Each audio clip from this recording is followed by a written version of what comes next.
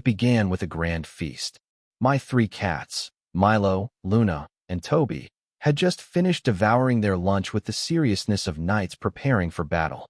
Milo, the eldest, ate in a dignified manner, carefully chewing each piece of food as if he were judging it in a gourmet contest. Luna, the only girl, was quick and sneaky. She darted her paw into the bowls of her brothers whenever she thought no one was looking, stealing little bites like a mischievous thief. Toby, the youngest and most carefree, ate with his whole face buried in the bowl, crumbs decorating his whiskers like sparkles on a clown's costume. After this performance, the three cats waddled around the room like satisfied emperors. Their bellies were round, their tails flicked with pride, and they looked at me as if expecting applause. Of course, I clapped a little because, in their world, mealtime was an event worth celebrating. When the show was over, the trio turned toward their favorite spot, the black cushion by the big, cool window. The black cushion, soft and slightly oversized, wasn't just a piece of furniture. It was their throne, their kingdom, and sometimes even their wrestling arena. Positioned right beside the open window, it caught the gentle breeze from outside. To my cats, this wasn't just air. It was free perfume brought by the wind. The smell of grass, trees, birds, and sometimes grilled fish from a neighbor's kitchen. Milo, always the leader, jumped onto the cushion first. He stretched his body into a long, luxurious pose, taking up as much space as possible, as if saying, "This is my kingdom, and I am the king." Luna, however, was not impressed.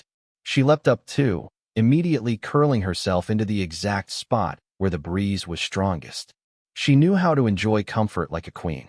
Toby, still clumsy after his heavy meal, rolled onto the cushion with less grace and more chaos, squishing between his siblings like a child insisting on joining the grown-ups' conversation. From the outside, the sight was hilarious. Three cats stacked awkwardly together, all trying to pretend they were perfectly comfortable. Milo's tail smacked Toby in the face. Luna stretched her paw right on Milo's belly, and Toby's ear got buried under Luna's chin. Still, within a few minutes, the comedy turned into harmony. The cushion became a mountain of fur and purrs, and the room filled with the steady, synchronized sound of three happy engines. As they slept, I sat nearby, watching them with the quiet amusement that only cat owners truly understand. Milo twitched occasionally, probably dreaming about chasing pigeons. Luna flicked her whiskers, no doubt imagining herself stealing food from a banquet fit for a queen. Toby snored softly, his tiny paw kicking the air.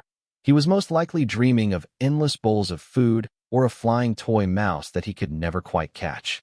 The sunlight danced on their fur, and the breeze from the window kept their nap cool and refreshing. It was a scene both majestic and ridiculous. Three royal cats lying on one humble black cushion, ruling their tiny world with naps and purrs. Their kingdom didn't need gold or diamonds. All it required was food, a comfortable spot, and the gentle care of their human servant, me. I couldn't help but laugh softly. These cats had no idea how spoiled they were. They had a soft bed, cool air, delicious meals, and free entertainment whenever they wanted. But at the same time, they reminded me of something very important. Happiness doesn't always come from big things. Sometimes it's just about enjoying a full belly, a soft bed, and the company of those you love. And so, as Milo snored like a tiny lion, Luna sighed like a satisfied princess, and Toby rolled dangerously close to falling off the cushion, I realized that the three little kings of the black cushion had already mastered the secret of life. Eat well, rest well, and never forget to enjoy the breeze. The story of the three cats enjoying their meal and then resting peacefully on the black cushion by the window offers a gentle reminder about balance in modern life. In our fast-paced world, many people push themselves to constantly achieve more, forgetting that true happiness often comes from the simplest things. The cats demonstrate a rhythm we can learn from: work or eat, then rest, and finally, enjoy the environment around you. Just as Milo, Luna, and Toby found joy in a full belly, a soft cushion, and a cool breeze, we too can find contentment in small comforts: a good meal, a cozy space, or quality time with loved ones. Often, we overlook these simple joys in the race for bigger achievements.